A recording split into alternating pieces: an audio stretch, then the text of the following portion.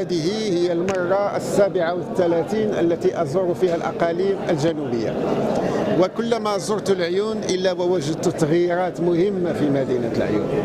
مدينة العيون كبرت، ويمكن لي أن أقول لكم أن الذي زرت مختلف الدول الموجودة في الساحل بأنها أجمل وأكبر وأكثر تنظيما وأكثر تجهيزا من كل عواصم الإفريقية الموجودة من الأطلسي إلى بحر العرب. الزيارة هذه تدخل في إطار حوار نتمنى أن يكون صادقا ونتمنى أن يكون مستمرا بين الصحفيين المغاربة ومجموعة من الصحفيين الإسبان من أجل تبادل الرأي ومن أجل النقاش ومن أجل العمل على تقوية العلاقات بين الشعبين الإسباني والمغربي. ذلك أن عنوان هذا اللقاء هو الجوار، والجوار بيننا وبين إسبانيا ليس جوارا جغرافيا فقط، الجوار بيننا يمتد عبر قرون طويلة.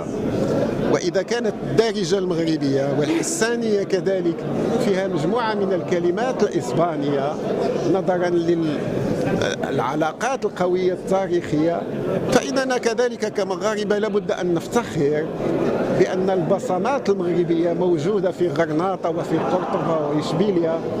ويكفي أن نقول بأن أكبر معلمة موجودة في إشبيلية هي منارة الخرلدة، وأختها منارة الكتبية، وأختها الثالثة منارة حسان. إذا العلاقات بيننا هي علاقات تاريخية وعلاقات جوار. وإسبانيا عندما اعترفت بمغربية الصحراء فإنها في الحقيقة تدافع عن مصالحها، وعندما اقتربنا نحن من إسبانيا فإننا ندافع عن مصالحنا كذلك. وأرادت الأقدار أن تلتقي مصالح إسبانيا بمصالح المغرب لفتح أفق جديد للتعاون بين البلدين.